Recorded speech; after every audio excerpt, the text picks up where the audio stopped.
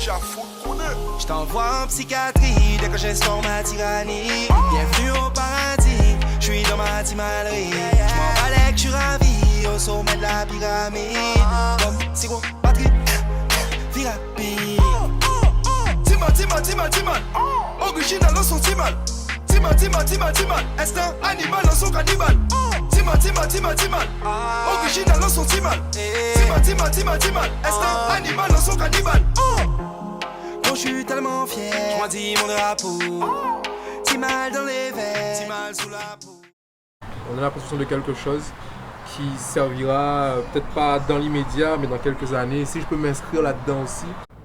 Alors il s'agissait pour moi de créer un commissariat qui est du coffre, qui est de la consistance. Et cette consistance, elle est déjà existante dans le domaine de l'art en Guadeloupe. On est un peuple jeune qui a dû se recréer, se réinventer, et notre création elle est récente. De nouvelles formes esthétiques, de nouveaux rapports politiques, sociaux, économiques, une manière de se projeter au monde entier, sans demi-mesure, sans qu'il y ait une affiliation quelconque. Ils sont forts, puissants. Et on est là pour bousculer les choses, quoi. Il faut que ça tremble, là. J'ai vraiment découvert des gens qui se débrouillaient par la force de leur ingéniosité, quoi.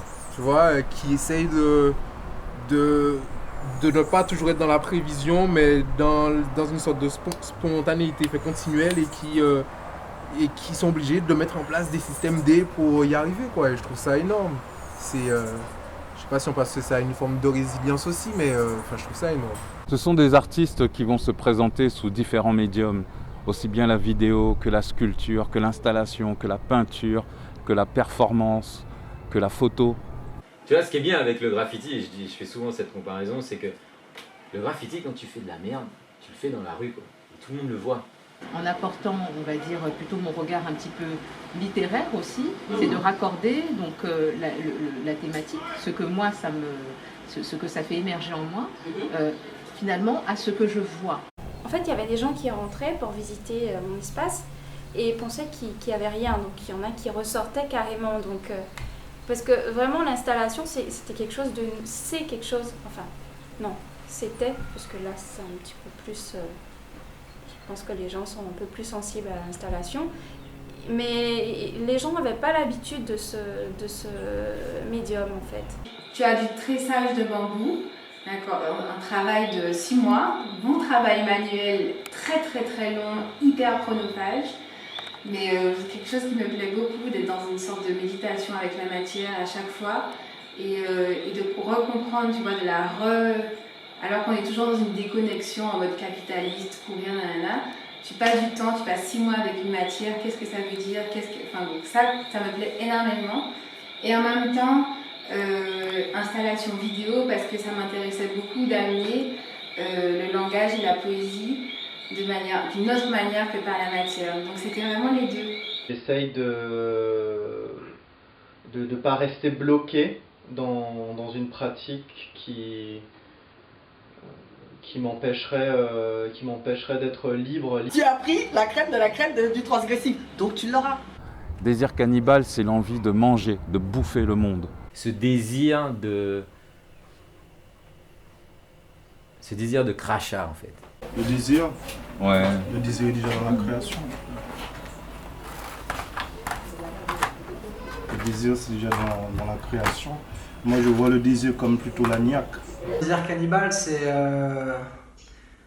un désir profond qui finalement définit ce qu'on est et ce qu'on fait. Ça évoque d'orienter et de vraiment aller plonger dans ma mémoire, dans une multitude de petits souvenirs, les choses qui font que je suis moi, quoi, qui me définissent et qui définissent aussi cette identité multiculturelle en fait. Le désir ici, comme tendance consciente, est suscité par quelqu'un au plaisir sexuel, peut être une des lectures. La chair en présence pour cannibale. Quelques lignes pour la performance. Dans la performance, je rase les cheveux de l'autre performeur. Dans un autre temps, on visualise la carcasse pas loin d'un renvoi, la chair humaine, ici lecture de l'anthropophagie, selon mes lectures de Di Andrade. Et si l'anthropophagie nous permettait de penser notre contemporanéité? Donc le désir cannibale, c'est ce désir de s'inscrire dans quelque chose de plus grand, dans quelque chose de mondial. Les gens sont éduqués, sont formés à la politesse, donc le visage du cannibalisme, il ne se voit pas fait comme ça. On ne peut pas dire qu'on va « Ah ben toi, tu es cannibale », j'en sais rien, tu vois. Mais derrière, qu'est-ce qui nous amène à ça, tu vois? Quels sont les sentiments qui émergent en nous qui nous amènent à ça, tu vois? C'est là que je m'interroge et c'est là que j'ai envie de dire que, en quelque part, on est tous un sujet à ça, tu vois? Parce que c'est une pulsion de vie en quelque part, tu vois? Et voilà, on est tous amenés à éprouver les mêmes sentiments que quelqu'un qui a déjà commis des actes cannibales, quoi. Tu vois, à un moment donné, soit par la violence, soit par la peur, parce que je veux te dire, le cannibale fait qu'il défend son territoire, ce qui l'amène à exterminer son ennemi et le tuer, le manger, c'est avant tout la peur, c'est l'envie de se défendre, c'est l'instinct de survie. Tu vois, et le fait d'engloutir l'autre, c'est encore un instinct de survie parce que c'est une façon pour lui de s'approprier sa force. Et ma volonté est justement de l'utiliser comme une force, comme une affirmation de soi, quelque chose qui part peut-être d'une histoire, d'une sorte de mythologie personnelle pour étendre vers quelque chose de plus universel. Parce que bon, on peut parler de l'insularité, mais le monde il est en connexion perpétuelle maintenant avec les nouvelles technologies et tout. Donc c'est maintenant comment je pars de ce travail de l'imaginaire, de ce travail personnel, pour justement le présenter au monde, et ne pas chercher à présenter au monde ce que le monde a envie de voir. Il s'agit avant tout d'un score, d'une partition, donc établie avec un certain nombre de mots, un certain nombre d'actions, un certain nombre d'objets que je vais activer. Nous sommes aussi les héritiers de Marcel Duchamp, donc l'objet aujourd'hui fait sens dans l'œuvre d'art et il s'agit d'activer ces objets pour faire sens. J'ai plusieurs amis qui aiment beaucoup le terme cannibale pour parler de... Enfin, ce sont des amis qui sont dans des dynamiques collectives. Donc voilà, les dynamiques collectives en mode on travaille ensemble, on construit ensemble et on se cannibalise. Et déconstruire cette idée de l'artiste, voilà, toujours unique, toujours comme si l'artiste il était isolé, alors que non, en fait, il est toujours dans le regard, toujours en train de pomper, de transformer, de digérer. Je découvre pas mal de choses sur mon identité et j'ai envie d'en savoir encore un peu plus et puis d'expérimenter pas mal de choses et puis voir si ça fonctionne, et puis voir aussi d'autres travaux de d'autres artistes. Et donc je cannibalise, je te mange, je t'ingère, mais je te digère et après j'en fais autre chose, quoi. C'est-à-dire que le désir c'est quelque chose où il y a toujours justement une volonté d'avoir plus. Dans cette idée du cannibalisme aussi, pour moi, il n'y a pas de limite. Là, c'est un processus sans fin, quoi. Ça commence et tu ne sais pas quand ça va se terminer. C'est un ensemble à la fois historique et contemporain qui, d'une certaine façon, se présente au monde dans un dialogue de prédateurs.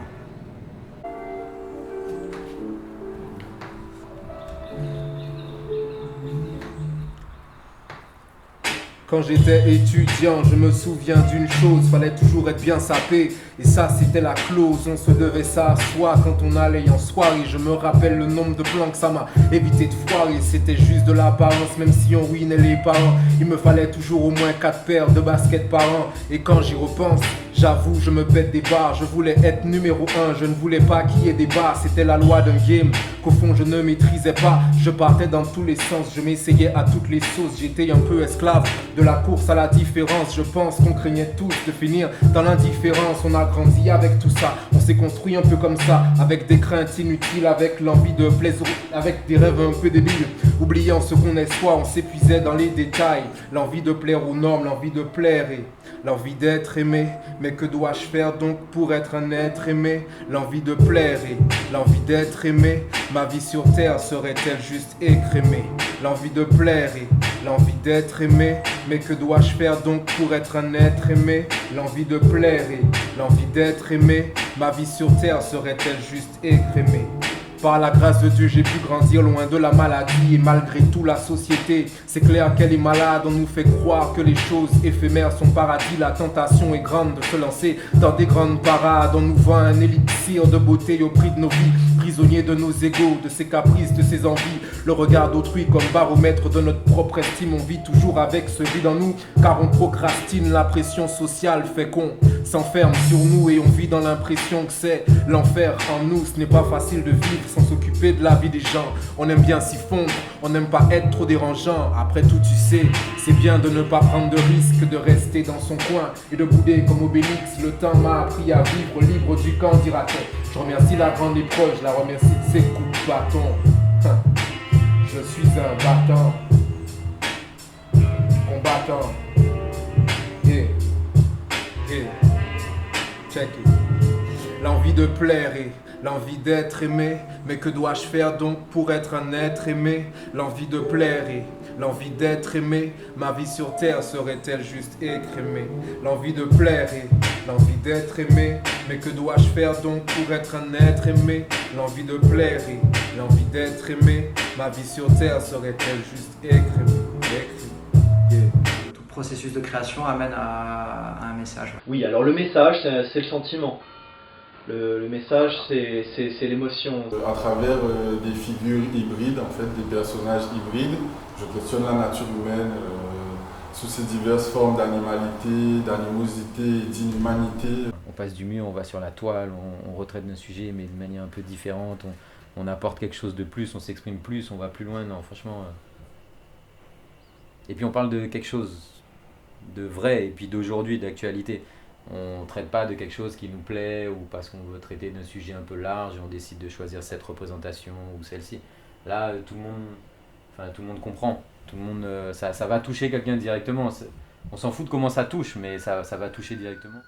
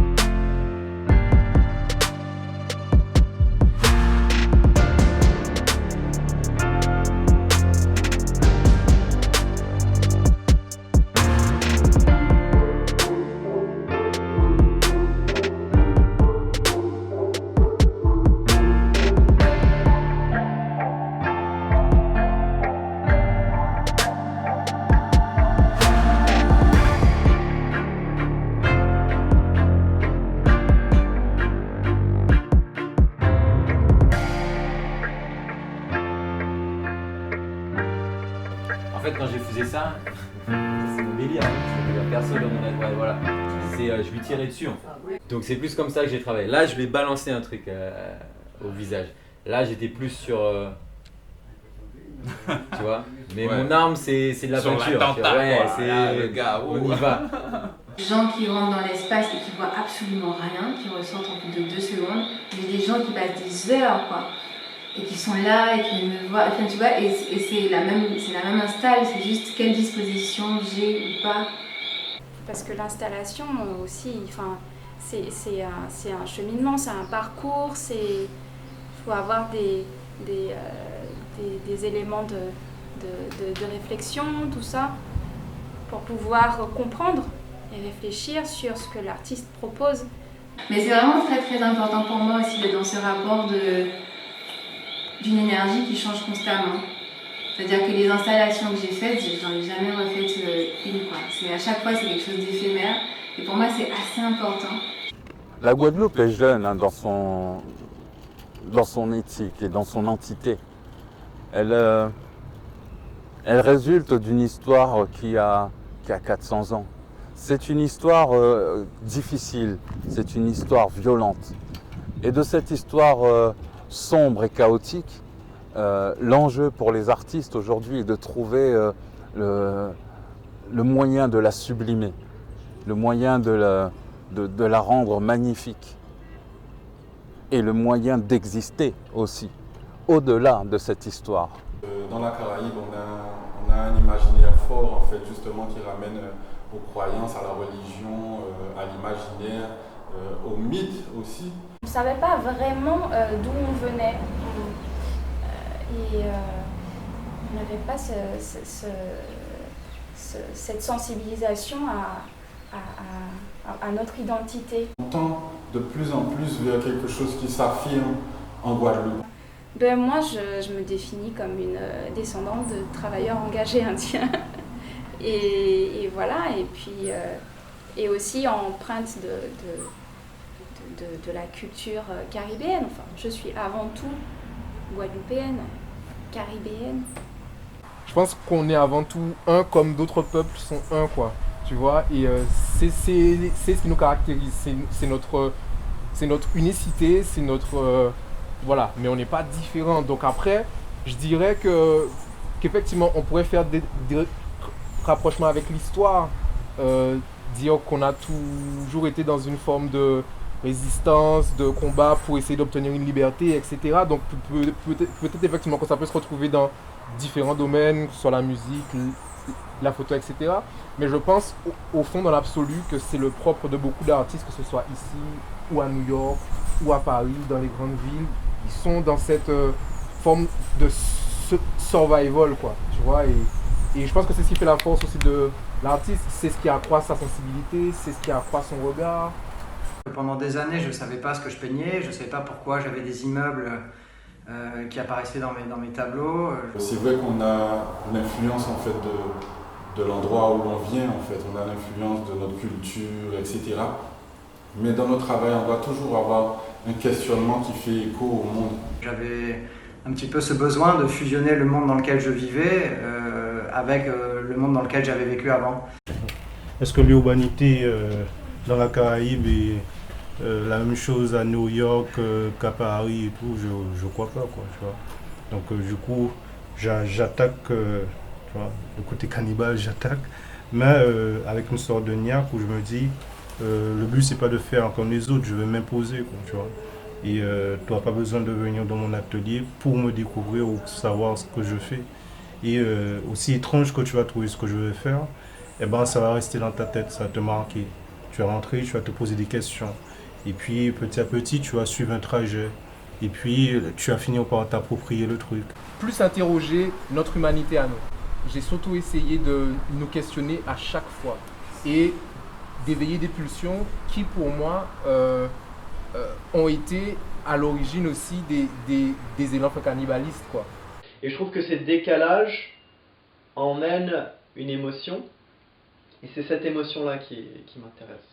L'idée est que celui qui regarde puisse soit se sentir appelé par une pulsion, ou soit se sentir oppressé par une autre. Parce que pour le cannibalisme, c'est ça, c'est autant cette oppression et autant cette violence physique aussi, tu vois.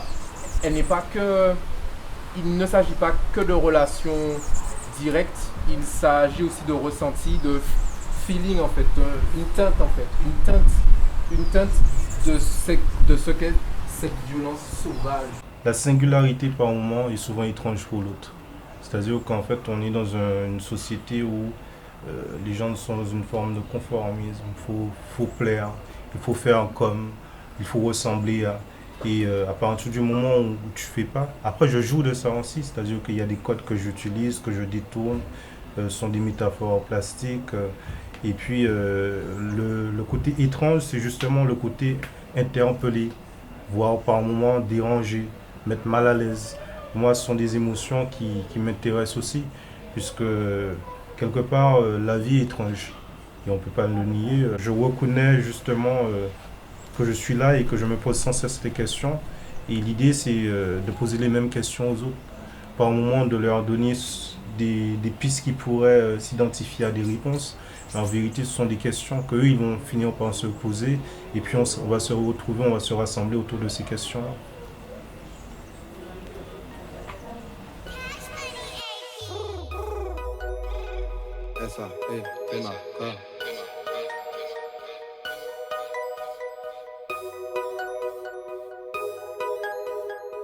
Noir est le sang qui coule dans mes veines. J'ai brisé mes chaînes. J'ai su apprendre de mes échecs pour grimper l'échelle. J'ai grandi parmi les déchets. Je voyais ma vie aux Seychelles. Maman m'a donné la vie et c'est cher. Je veux pas signer d'échecs. On a toujours la dalle et ça se cache pas. Génération drogue et cash-bas. Tous mes rêves sont devenus des hashtags. Enfermé comme un lion en cache-boy. Ma couleur ne tâche pas. On s'accroche, on lâche pas. Clic, boum, dans la mâchoire. Je te fume et je n'ai pas le choix. J'entends la voix de mes ancêtres. Ils m'ont dit nous sommes tous les mêmes. Tous les jours l'histoire nous enseigne. Alors je travaille pour les miens. Je te jure y'a pas de mise en scène. Elle m'a dit viens on les met. Oh non, je suis libre. Je n'ai pas de frontières mon frère, je suis libre. Je fais tout ce que j'ai à faire, je suis libre. Oh non, je suis libre. Jamais changer de fusil d'épaule. Je suis un aigle en plein vol. Même les anges n'ont plus d'auréole. Oh oui mon ego. Je suis libre, je suis libre. On passera pas l'avenir me noter. Je sais toujours pas pour qui je vais voter. Le talent ça personne peut me loter. Le succès viendra coup sur me peloter. Désolé je crois plus au mirage. Ça glisse dans tous les virages. Je vois le visage du grand-père dans les nuages. Je cours après mon héritage. Fier de ma couleur ébène, un mélange de douleur et peine. Vérifier mon ADN, je reviens de loin, la réussite coule dans mes veines. Fier de ma couleur ébène, un mélange de douleur et peine. Je suis libre. Je n'ai pas de frontières mon frère, je suis libre. Je fais tout ce que j'ai à faire, je suis libre. Oh non, je suis libre. Jamais changer de fusil d'épaule. Je suis un aigle en plein vol. Même les anges n'ont plus d'auréole. Oh oui mon ego. Je suis libre, je suis libre.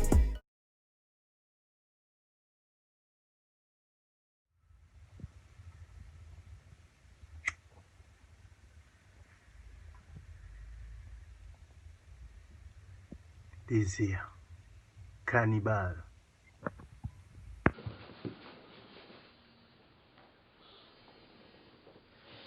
Allô, oui, bonjour, Désir Cannibale.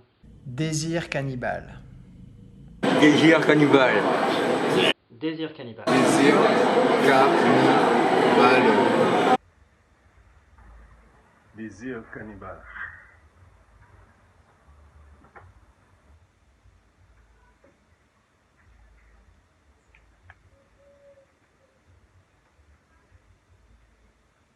Désir cannibale. Désir cannibale. Désir Cannibale. Désir cannibale.